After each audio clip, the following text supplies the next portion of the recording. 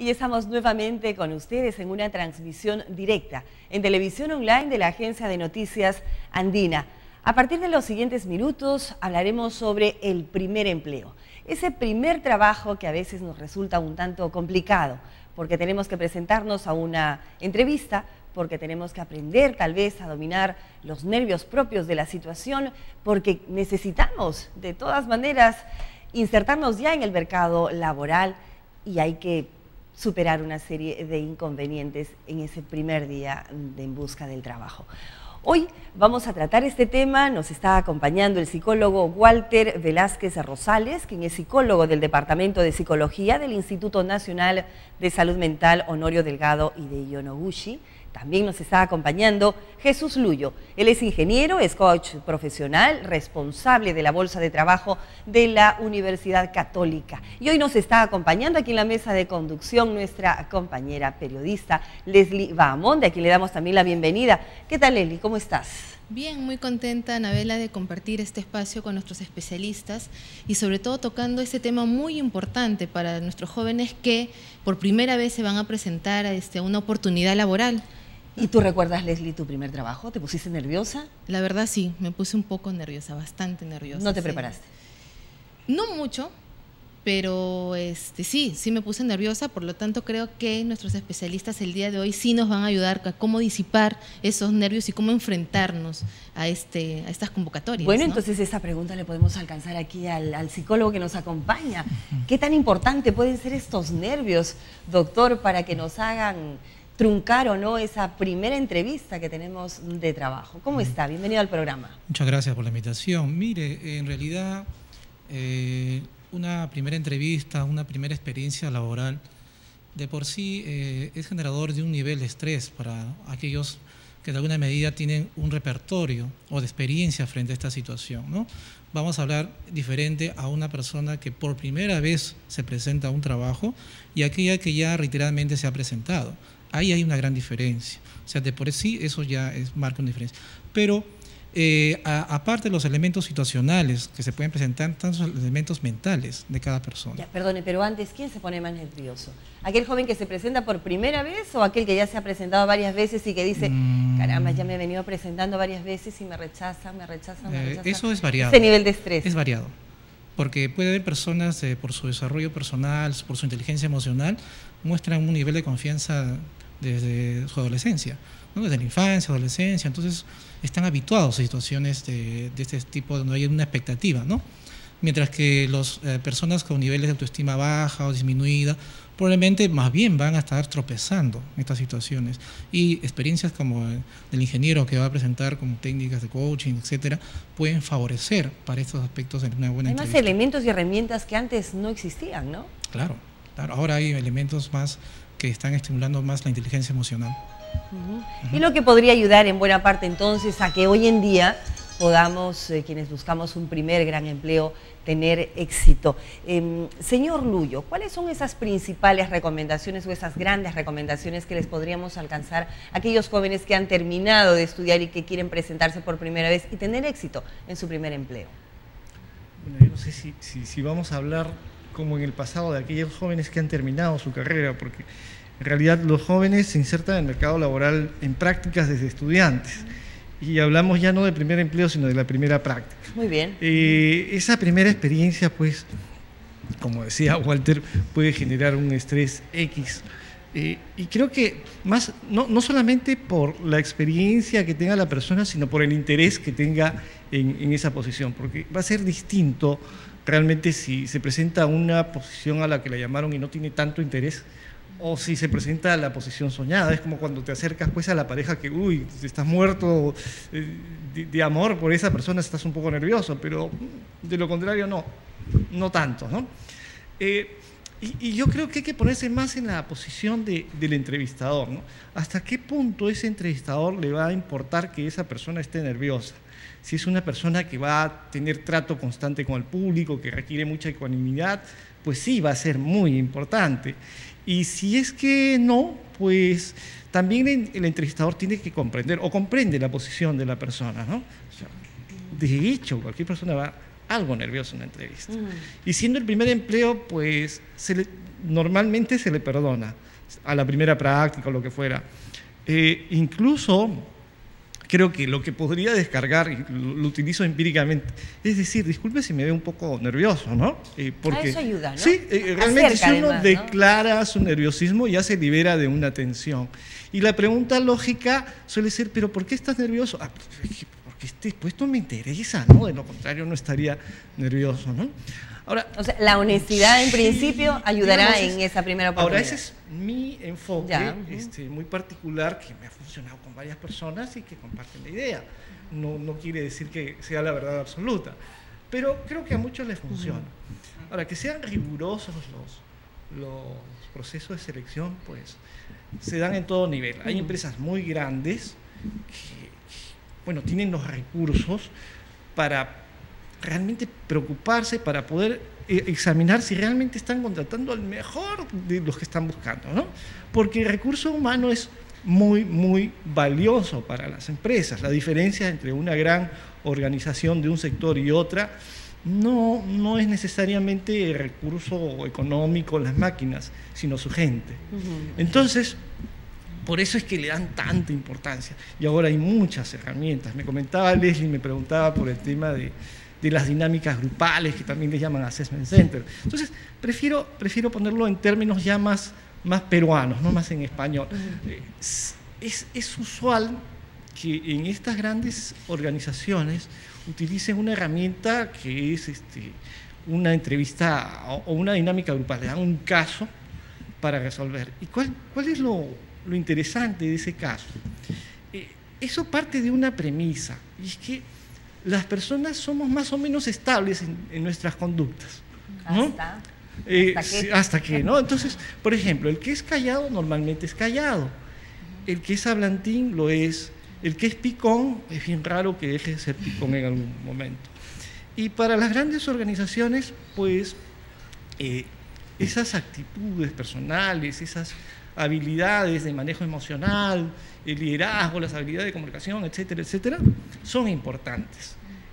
Entonces lo que hacen es, los someten a un espacio en el que interactúan con varias personas orientadas a conseguir un objetivo, y hay observadores que toman nota, ¿no? Que ven, y este señor no participa en todo el momento, no ha participado, ¿no? Este señor, uy, ¿quieres hablar? De repente agregar, ¿no? Lo que está diciendo el ingeniero es que las empresas tienen un perfil, ¿no es cierto? Pero es el postulante, el joven, quien va a esta institución, quien se hace una idea de la institución. Y hay aquí las recomendaciones, porque probablemente este espacio puedan estar escuchando muchos jóvenes que puedan desear tener algunos tips, ¿no? Que puedan ayudarle en estos aspectos. Y lo que yo observo es que generalmente muchos jóvenes, la primera experiencia de una entrevista personal es una expectativa muy grande, que crean un pensamiento catastrófico. De por sí ya comienzan a tener un nivel de ansiedad muy elevado. Entonces, esas habilidades que la institución requiere y que las puede tener este joven, en su momento pueden ser bloqueadas, como sucede a aquellos postulantes muy buenos que ocupan los primeros puestos y cuando postulan a la universidad no ingresan. Aspectos bloqueadores emocionales, ¿no? Y bueno, también va a depender mucho de las características del entrevistador, ¿no? Que crea un espacio diferente que puede hacer rotar estas cualidades de los vertantes. Walter, una pregunta. Y en esta selección, digamos, en esta oportunidad que los jóvenes vamos para solicitar un empleo, ¿qué rol juegan nuestros padres? ¿Qué rol deben jugar los padres en esta importante etapa, ¿no? Apoyarnos, a veces algunos son críticos, ¿no? Totalmente. Sí. Mire, mi experiencia en orientación vocacional, los jóvenes se eligen por varios factores, ¿no? El factor primero uno es la moda. Si es una profesión que da mucho dinero, es un factor. Otro es el factor de los padres, tradicionalmente le dicen las carreras que tienen que seguir, es otro aspecto. Y otro es al azar, los chicos buscan al azar lo que encuentren, ¿no? Entonces, estos factores pueden ser no muy fortalecientes a la hora de elegir una carrera. Si son la familia, hay muchos jóvenes que han estudiado por una costumbre familiar, carreras profesionales típicas, ¿no? Derecho, medicina, etcétera. Pero también he encontrado que a la mitad del ciclo comienzan a darse cuenta que no era lo que era suyo. ¿no? Y comienzan a tener una insatisfacción de lo que están estudiando. Entonces hay una mala elección. Me pregunto yo, el nivel de estudiantes satisfactorios en sus carreras que ya han terminado y luego a buscar empleo. ¿Quiénes serán los que tienen un mejor repertorio desde que eligieron su carrera hasta conseguir el empleo? O sea, Doctor, pero el mismo día de la entrevista personal, los papás, ¿cómo van a influir en el joven que va a ir a presentarse allí? Le dirán, oye, la corbata te la tienes que poner así porque influye también la apariencia física, ¿no? Le dirán, mira, mejor no tomes desayuno porque de repente te cae mal. Parece mentira, pero ese es el día D, en el que todo va a influir de alguna manera en el éxito o fracaso de ese joven. Hay algunos aspectos que los padres podrían reconocer, ¿no? Que es el antes, el durante y el después. O sea, el antes creo que se le debería dar toda la libertad y el espacio relajante al postulante, que considere los aspectos del sueño, alimentación, recreación, que se relaje. Es un día de relajo, un día antes de una entrevista, ¿cierto? Se prepare oportunamente. Segundo, mentalmente puede visualizar su propia entrevista. Él mismo en su cama se relaja, escucha una música y comienza a pensar el momento de su entrevista. Y ese aspecto aversivo que muchas veces jóvenes tienen de mentalizarse que van a estar frente a una persona que le va a hacer preguntas muy complicadas y que lo vas a maquiar, puede ser lo contrario. Puede imaginarse que va a entrevistarse con un amigo, con una persona de experiencia, de confianza. Entonces, estos aspectos pueden generar un nivel de relajamiento en postulante. Sí, una pregunta para el doctor. Dos. La primera, ¿cómo preparar un currículum vitae para mi primer empleo? ¿Qué recomendaciones? La primera. Primero que lean un manual, pues. O sea, que tengan en cuenta que el currículum vitae no es simplemente una hoja informativa. O sea, cuando una empresa recibe currículums, no recibe 2 currículums, no recibe 20, recibe cientos, dependiendo de la posición. Entonces, no es contar todo, porque la persona lo va a leer muy rápidamente. La lección va a ser, primera hoja, no va. No va. Va a ser una cuestión que va a durar segundos para la precalificación. O sea, hay que enfocar el currículum para el perfil que me están pidiendo. Digamos que con el currículum debe lograr la entrevista. O sea, debe generar un impacto. No es simplemente informativo. Y tú sabes que en el impacto hay 2 temas importantes. Uno es el fondo y la forma. El fondo es si una persona pues realmente ha sido re bueno. Piensen en la trayectoria de ese chico que acabó en primer puesto, fue campeón de atletismo, es muy hábil socialmente. Pues el tipo tiene el fondo. Ahora tiene que plasmar eso en la forma adecuada para que lo llamen. Y por otro lado, están las personas que de fondo están bien abajo, pero tienen una habilidad para escribir increíble, ¿no? Ahora, lo más complicado es, si no tienes fondo, lograr una forma adecuada. Pero si tienes fondo, tienes que aprender a venderlo. Entonces, en el currículum tú tienes que destacar esas habilidades importantes o esa trayectoria. Que uno está tentando, tomando un poco lo que definitivamente. Porque si es un campeón en natación y está postulando para un puesto, digamos, de una oficina o algo, eso, claro, pero lo tendrá que poner no en la primera línea. O sea, digamos, depende a qué organización postula. Si es una organización meticulosa, eso que dice campeón de natación, así postule para un cargo de ingeniero, es importante. ¿Por qué? Porque está hablando, eso es un detalle, este es un señor competitivo, disciplinado, y es ganador, es disciplinado. Si además ha sido campeón de natación y ha sido un estudiante destacado, qué bien ha repartido su tiempo, ¿no? Es una persona completa. Y lo que se busca en estos momentos son personas que cubran los diferentes espacios de su vida equilibradamente, ¿no? Un señor que estudie, viva feliz, trabaje, viva feliz. Entonces, las empresas grandes buscan ganadores, salvo que quieras una posición, porque eso alguna vez me lo pidieron, quiero un chico que no sea brillante. ¿Por qué? Porque lo voy a poner en una posición con actividades rutinarias y yo quiero que me dure por lo menos 2 años, ¿no? Entonces, pues, hay chicos que salen frustrados. Me acuerdo de esa ocasión, pues, yo no podía decírselo a nadie, ¿no? Simplemente vinieron unos chicos brillantes y dijeron, es una empresa importantísima. Y a mí no me han llamado, él sí, ¿por qué? Bueno, no se lo podía decir, ¿no? Pero y en la misma ya entrevista de trabajo, hay personas que van a la entrevista y hablan de toda su vida, ¿no? O sea, se explayan demasiado. Debo de enfocarme obviamente en lo que al puesto al que estoy postulando, enfocar ahí los mensajes fuerza. Sí, a la organización y al puesto. Son dos cosas, porque tú puedes hablar de un puesto que requiere ciertas habilidades particulares, cognitivas. Pero además, si tú te metes a la página web de esas organizaciones grandes, vas a ver cosas como nuestros valores y las competencias que valoramos. En competencias vas a encontrar liderazgo, proactividad, orientación al logro. Entonces, ya no estás hablando solamente de la posición, sino de la organización. Y tienes que hacer notar que tú tienes esas condiciones. De alguna manera debes dejarlo entrever. Por ejemplo, si están orientados al logro, pues debes hablar de lo que lograste en tus estudios o en tus voluntariados, en tus experiencias X, pero eres una persona orientada al logro. El liderazgo, pues debes de contar que eras capitán del equipo, que te encanta armar fiestas y siempre la gente, cuando tú los convocas, va un montón de gente, porque tú los mueves, o para jugar fútbol siempre te siguen y haces notar tu liderazgo. ¿Qué tiene que ver con la posición? Nada. ¿Qué tiene que ver con la organización? Bastante. No sé. Y durante la entrevista de trabajo, ¿debemos limitarnos solamente a responder lo que nos preguntan o también nosotros podemos tener la libertad de preguntar, de repreguntar? Creo que la pregunta inteligente es lo más valioso, ¿no?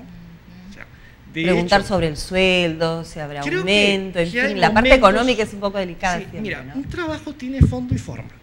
Entonces, lo que más motiva a una persona a trabajar es el fondo.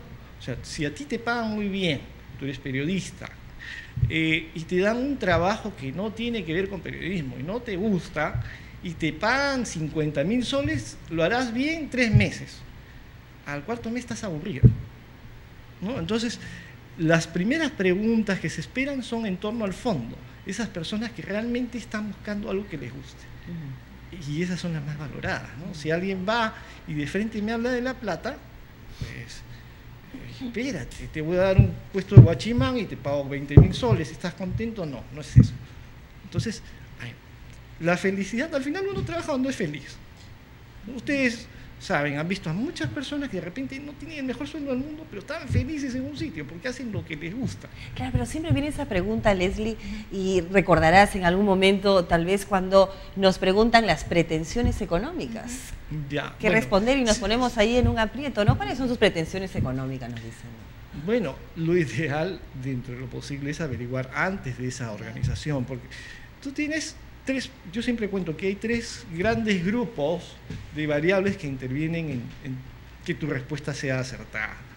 Una tiene que ver contigo, con la persona, con el candidato, otro tiene que ver con la organización y otra vez tiene que ver con el mercado. O sea, lo ideal es ubicarse en el mercado. ¿Y cómo está el mercado, no? Perfecto, estoy más o menos en el mercado, pero esa organización puede tener diferentes políticas de pago. Por ejemplo, hay empresas, la mayoría tienen la política de que todo el que entra a este sitio entra en una banda, entre A y B. Si te sales de la banda para arriba, ya es más difícil que te llamen, porque tienen recursos limitados. O sea, yo puedo pagar más que eso. Y si él dice más, pues es porque va a buscar más y no va a estar contento. Si vas muy, pero muy abajo, tampoco es bueno. Podría no ser bueno, porque te pongo el ejemplo. Si vas a comprar una máquina X y en el mercado vale 3.000 soles y la encuentras a 500 soles sin marca, ¿la compras o dudas? O sea, viene eso, ¿no? Que a veces irse muy abajo también es complicado. Entonces, es bueno averiguar un poquito cómo es eso, ¿no? Doctor, de repente, escuchando lo que decía aquí el especialista, conocer de repente a fondo la empresa, como decía, las pretensiones, cuánto se va a pagar, cuáles son los valores, la cultura organizacional de la empresa, eso nos ayudaría de repente a manejar también un poco los nervios, ¿no? Definitivamente, porque ignorar a dónde uno se va a presentar realmente crea una inseguridad. Pero si tiene información de los objetivos de la institución, sus visiones, sus misiones, sus planes, etcétera, entonces la persona se debe sentir involucrada, identificada. Y como dice, lo importante no es cómo la actitud va uno a una entrevista, a buscar un puesto de trabajo, sino más va a ofrecer. O sea, la actitud va a depender mucho. Si es un ingeniero, es un abogado, es un obrero técnico, qué sé yo, y sabe lo que conoce, su experiencia, Entonces, la actitud es de ofrecimiento, no es de rogamiento, ¿no? Te ruego que me contrates. Si alguien va con esa actitud, se está generando un nivel de estrés. Pero si va con una actitud de ofrecimiento, uno puede ofrecer. El que ofrece, puede recibir. ¿Cuál tema? ¿Aceptas la palabra venta? Venta, ¿No? ¿Marketearse no? de alguna manera. Claro. De alguna manera. Es una especie de forma material. Pero ahorita lo que también quería, hay una idea que se me dejó vacía, era de que cómo ayudar un día antes a un joven a incrementar su confianza, ¿no? Porque de repente antes del día anterior está un poco disminuido por todas estas ideas catastróficas que pueden ocurrir. Es que recuerde primero y haya una recapitulación de su autoestima, su aspecto físico, que se acepte tal como es, que le agregue algunos detalles, muy bien. Reafirmar su autoconcepto, bien, porque ante la entrevista lo van a observar, lo van a mirar, lo van a aceptar como es. El aspecto, lo siguiente, lo otro es conocer sus virtudes y defectos, rápidamente establecer, porque habrá preguntas probablemente en una entrevista donde le digan, ¿por qué lo tengo que contratar a usted? Entonces ahí sale el repertorio de la autoestima de cada uno, ¿no es cierto? Entonces, si yo no estoy muy claro en mi autoestima, de haber dialogado conmigo mismo, cuáles son mis mejores virtudes, cuáles son mis mejores aptitudes, etcétera, o capacidades, entonces puedo tener una respuesta rápida. Hasta podemos terminar hablando de nuestra vida privada. Si se va a los defectos, ¿no? Puede sesgarse en nuestra respuesta. Te preguntan, ¿no? ¿Qué debilidades tienes? ¿O qué actitudes de tu personalidad deberías de cambiar? Los entrevistadores pueden manejar esos aspectos para conocer el aspecto personal de cada persona, ¿no? Sus capacidades personales. Y doctor, esto como el tema es mi primer empleo. Sí, interesante, pero bueno. ¿Dónde podemos, los jóvenes que queremos buscar nuestro primer empleo, dónde ir? ¿Bolsas de trabajo, ferias, prácticas de las universidades? Yo ¿Dónde creo acudir? que todos esos recursos son válidos, pero no pierdas de vista que el recurso más importante son las redes de contacto. O sea, ten en cuenta, si tú quisieras contratar a una persona para hacer lo que sea, si quieres contratar a un carpintero, un abogado, o algún día, el día que necesitas contratar a un asistente, lo primero que vas a hacer es ¿a quién conozco? Claro. Lo segundo que vas a hacer es ¿quién conoce a alguien referible?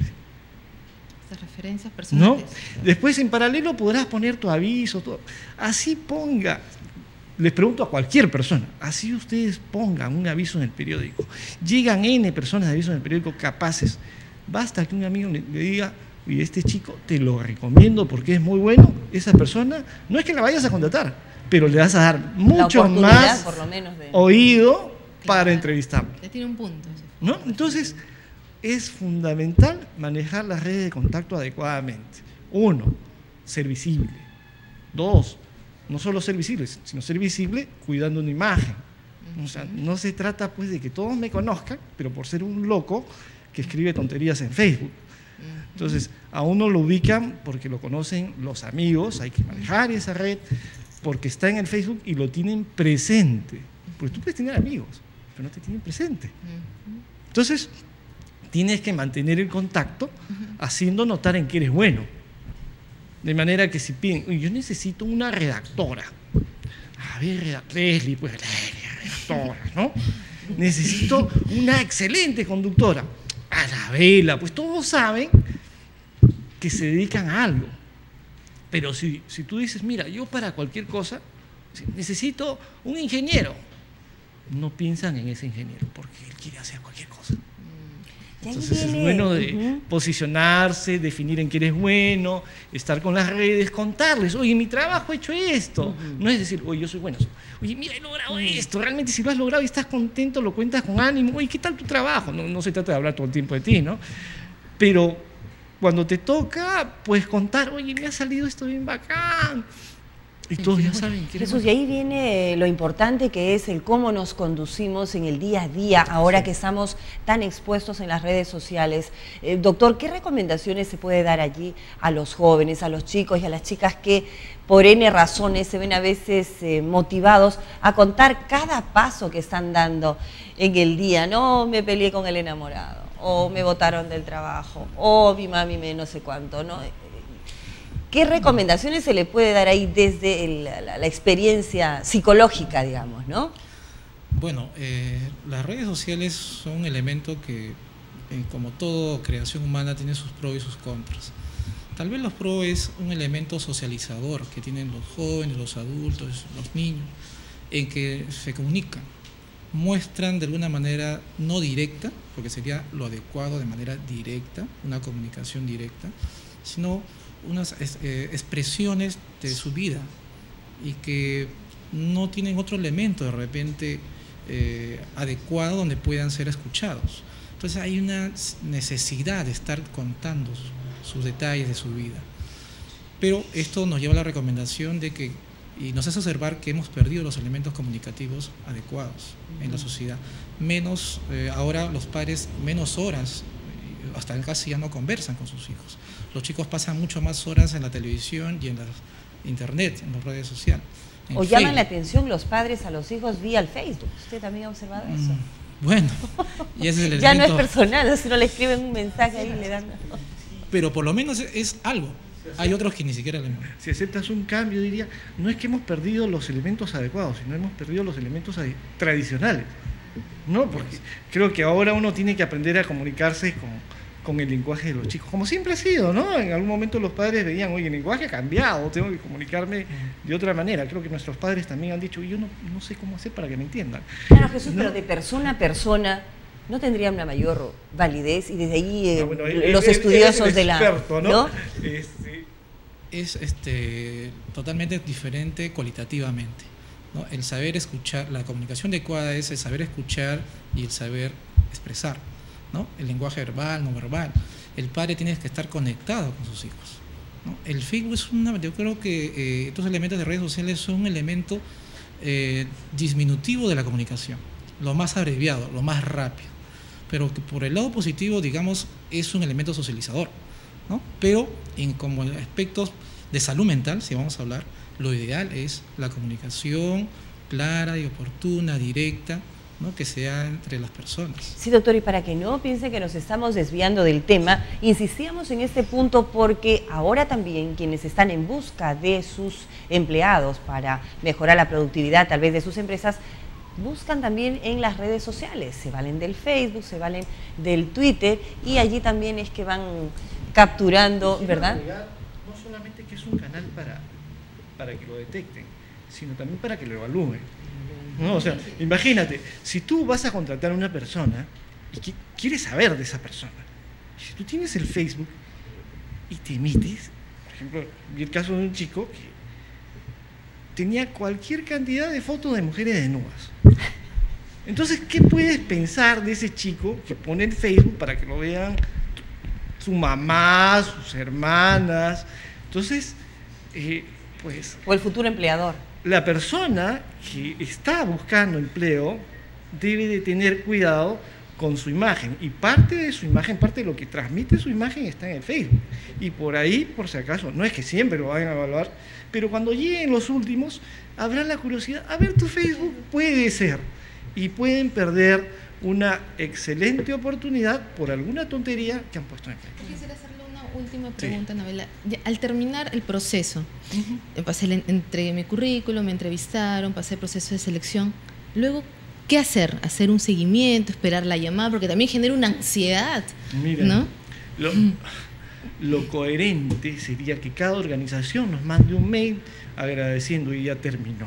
Pero en nuestro país eso no existe. O yo agradecer. ¿No? Entonces, o tú agradecer. Yo creo que lo ideal, si después de una entrevista, preguntarle, y después de esto que viene, ¿no? Dice, no, ya se acabó, le vamos a comunicar. Ok, mientras te comunican, tú sigue postulando a todos los sitios. O sea, porque no existe cultura en nuestro país de informar a los candidatos que ya fue cubierta la plaza. Que ya fue ustedes elegidos. ¿No? Sí, claro. Es el aspecto de los valores, el aspecto valorativo que el postulante ofrece a su empresa, a la empresa que va a postular. Y esto va desde que tiene el interés por presentarse, por ser elegido y por mantener una buena conducta durante todo este empleo, porque puede recibir el contrato, puede lograr ascenso, todo va a depender mucho en el elemento personal que es sus valores. Y en la entrevista, si no me dejas mentir, el entrevistador puede inducir, deducir o ser directo en extraer los valores del postulante, que van a ser muy importantes a la hora de contratar a una persona. ¿Y qué valores son los que más podrían destacar ellos? Una pregunta clásica se le dice, por ejemplo, usted en su vida personal, ¿qué son las cosas más importantes que usted valora? ¿Qué hace usted en su vida? O sea, ¿cuáles son sus direcciones? Entonces el postulante va a comenzar a evaluar su vida, a comenzar a emitir, y el entrevistador va extrayendo honestidad, responsabilidad, perseverancia, etcétera, una serie de valores. Los clásicos dibujos de la persona bajo la... ¿Se siguen aplicando ya no? Bajo la lluvia.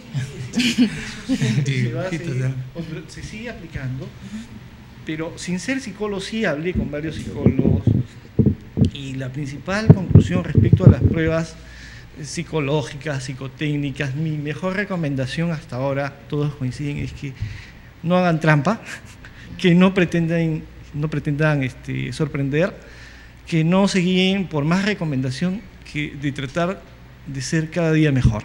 En la medida que cada día mejoras, eso lo vas a transmitir. Porque las pruebas, hasta donde sé, tienen validez estadística, no tienen validez absoluta. Entonces normalmente no te toman una sola prueba, te toman varias. O de repente es una que tiene la misma pregunta que reaparece. Y puede salir pues una personalidad bien rara cuando pretendes mentir, ¿no? Por un lado sales una cosa, por otro lado sales otra cosa. Te toman la batería de pruebas y eso tampoco es definitivo. Al final convalidan con la entrevista. Usted habla de una palabra que es, a mi entender, importantísima, transmitir. ¿Qué es lo que debe transmitir el joven que por primera vez se presenta a una entrevista personal? A veces no suele mirar directamente a los ojos, como lo estoy mirando a usted, por ejemplo, ahora, o está sonriéndose constantemente, o todo lo contrario, está extremadamente serio. No sé, ¿qué tips nos puede dar? Bueno, lo primero que le diría es que todo lo que tiene que ver con estabilidad emocional, importante. Y lo otro, existe un excelente manual de entrevistas que no dice que es manual de entrevistas y que tiene mucho tiempo. Se llama Manual de Urbanidad y Buenas Costumbres de un señor Carreño. Porque en realidad los buenos modales siguen vigentes. Y si tú entrevistas a un profesional o a un joven estudiante y muestra todas las señales de urbanidad, va a tener muchos puntos a favor. Yo siempre les comento a los alumnos que guío en temas de entrevistas de un caso de un chico que estaba en Harvard, siguiendo una maestría, y bueno, en las universidades americanas, en las maestrías, le dan muchísimo valor a la inserción en el mercado laboral. Entonces, si tiene 2 años, en el segundo año, una buena parte del tiempo se la pasan presentándolo a empresas, capacitándolo, todo. Y este chico que estudiaba Derecho salió con una excelente calificación, una nota, muy buen comportamiento en la mesa. Imagínate, ¿qué tiene que ver? Bueno, para un nivel muy alto es importante, porque los negocios más grandes no se cierran en una oficina, se cierran en una cena.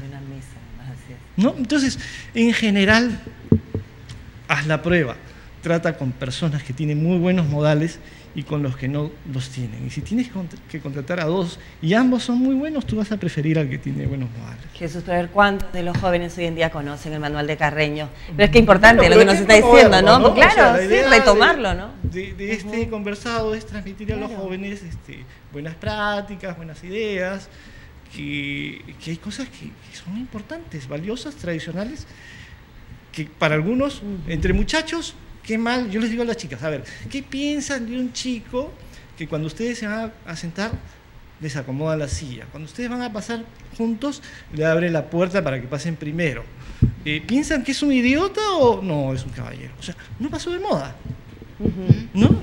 Y por otro lado, pues yo escucho a jóvenes damas, bueno, de sexo femenino, hablando con un lenguaje de cloaca. Y la impresión es muy mala, pues. En mi experiencia, por ejemplo, en el aspecto de comunicación, en los colegios nosotros enseñamos mucho lo que es habilidades sociales. Y encontramos que los adolescentes, en gran proporción, no saben mirar. O sea, no tienen las ubicaciones adecuadas de los ángulos, ¿no? Y a veces faltan al respeto a sus propias compañeras. Todos esos elementos se pueden encontrar en una entrevista. En la persona, la mirada es triangular, con los ojos para arriba es la mirada amical, sociable. Las miradas que tienen para abajo son miradas que van a invadir la privacidad de la persona. Entonces todo eso va captando en una entrevista personal. Imagínense que es una entrevistadora personal una mujer, ¿no? y entrevista a un caballero. Ella sencillamente se puede dar cuenta los niveles de impulso y los niveles de reacción que tiene el caballero y que va a contratar a su empresa. O sea, es todo una... yo le doy mucho valor a la entrevista y con la experiencia que el ingeniero debe corroborar, porque actualmente las pruebas psicológicas están siendo muy manoseadas. Yo soy psicólogo y en internet ustedes pueden encontrar pruebas que dicen los indicadores, cómo dibujar. Bueno, es el riesgo pues ¿cómo se llama? Del internet, ¿no? De la tecnología. Cuando dice manoseadas, ¿a qué se refiere? Es decir, que antes, por ejemplo, era potestad de los psicólogos la interpretación de las pruebas proyectivas, ¿no? El caso del dibujo que ustedes han mencionado. Ahora, usted entra a internet y puede interpretar qué significa dibujar algunos tipos de trazos o figuras. Ya les dan una idea. Entonces, eso el postulante puede conocerlo, y entonces se puede entrenar de alguna manera. O sea, lo que finalmente va a valer entonces es la entrevista. Digamos, yo creo que es el filtro más cualitativo. Ahora, hay otras pruebas que son psicométricas, que son de preguntas.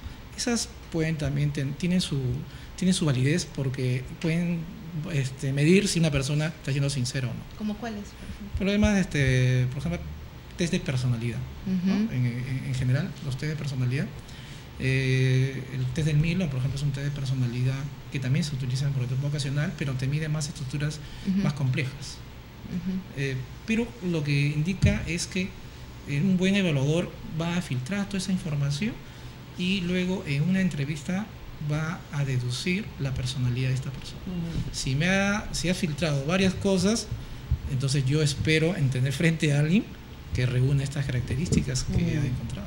Doctor, la timidez, ¿cómo puede ser perjudicial en mi primera entrevista de trabajo? La sudoración de manos, de vez en cuando se me puede escapar y empieza a morderme las uñas, en fin, empieza a brillarme el rostro.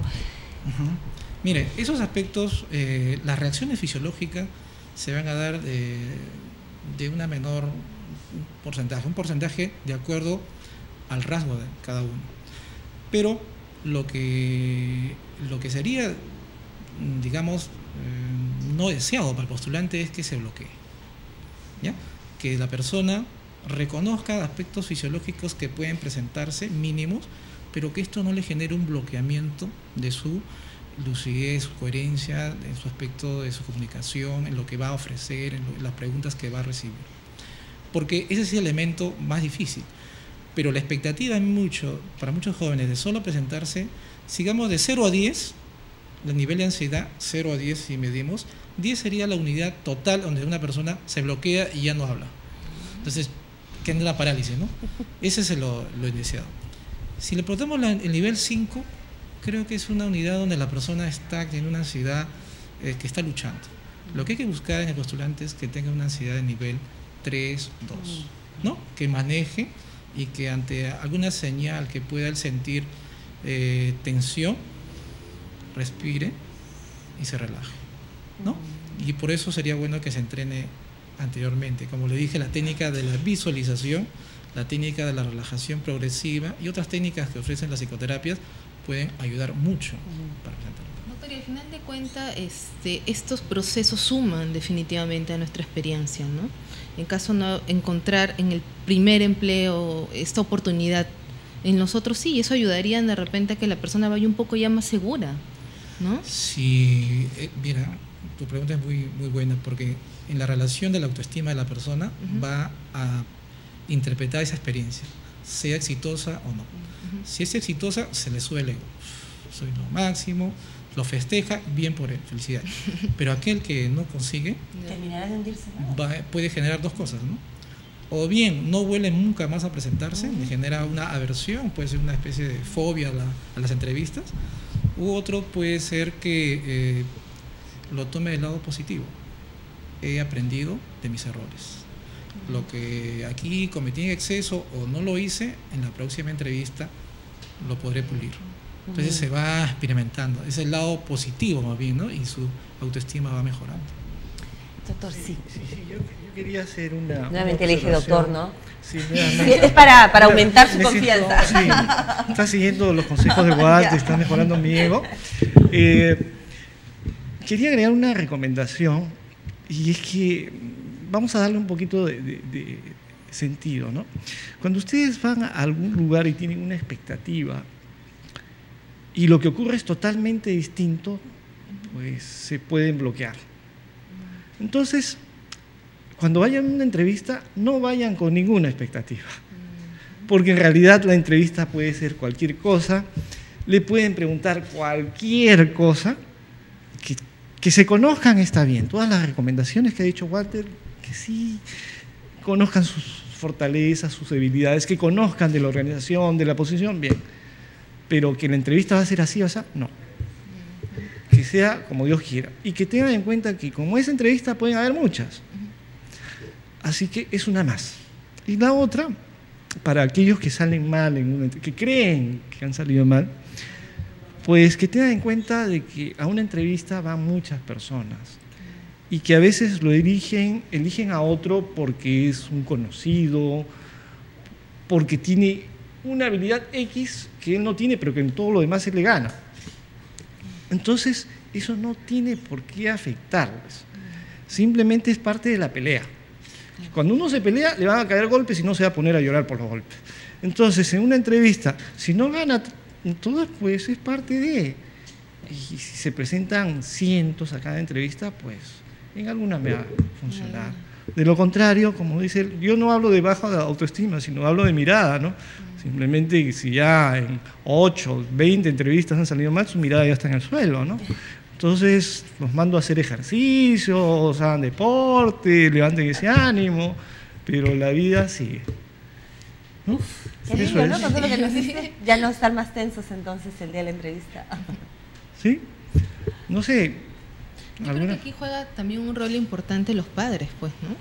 O sea, si es mi primer empleo, estamos hablando pues de jóvenes, muy jóvenes, que algunos viven de repente con sus padres todavía, ¿no? Y ante un rechazo, ante una primera piedra, yo creo que los padres juegan un rol importante, ¿no? De darle empuje, ¿no? Hay que diferenciar una entrevista para conseguir un empleo profesional, universitario, especializado, a un empleo, digamos, de rango medio, ¿no? Por ejemplo, un chico de 18, 19 años tiene que buscar trabajo a una empresa y hay también tipo de entrevistas. O sea, ¿cuál puede ser el condicionamiento o la presión familiar en ambos casos? En una puede ser su necesidad de conseguir trabajo, el chico que tiene 18, 19 años. O sea, está presionado porque necesita para cubrir los gastos de su familia. Otro puede ser la expectativa de conseguir trabajo de una persona especializada por los aspectos de los logros que ha alcanzado y las expectativas que se forma uno como profesional. Entonces son dos aspectos diferentes. Se le podría recomendar que en la familia, de los aspectos de necesidades inmediatas que necesiten, que le den que lo conversen. Un día antes ese chico que va a buscar una empresa, por ejemplo el Ministerio de Trabajo ofrece paquetes de bolsas de empleo, ¿no? Y entonces también tiene sus seleccionadores. Entonces ese joven es importante por los aspectos económicos, la familia un día antes sería bueno conversar, que el chico se relaje en la comunicación familiar, que reconozca que hay necesidades, pero que la familia le dé el porcentaje de decir, no estás obligado a conseguir el empleo. Gracias, deseamos que bien nuestra preocupación por ti, pero no estás obligado, la familia está unida y puede ayudarte. Entonces el chico va con una descarga menos. Entonces se puede expresar más natural también. Y la discreción, ¿no? A veces los chicos suelen contar a todos sus amigos, oye, mañana es mi primera entrevista de trabajo, mañana es mi primera entrevista, entonces va difundiéndolo por todas partes, ¿no? Y al día siguiente de repente no le fue bien y empieza la presión de los amigos, oye, ¿qué tal? ¿Qué tal? Y no sé, ¿no? Un poco de discreción tal vez. A un tipo de reacción depresiva. Se disminuye tanto la autoestima en algunos chicos que se aleja. No publicar eso de repente. Nunca había pensado en ese tema, pero definitivamente yo creo que tiene dos efectos, ¿no? La presión que te genera, que para aquellos amantes de manejarse bajo presión debe ser estupendo. Oye, la presión me hace desenvolverme mejor.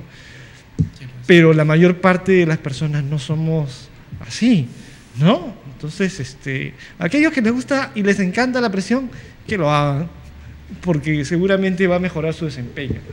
Después, cómo lo manejan al día siguiente ya es un problema.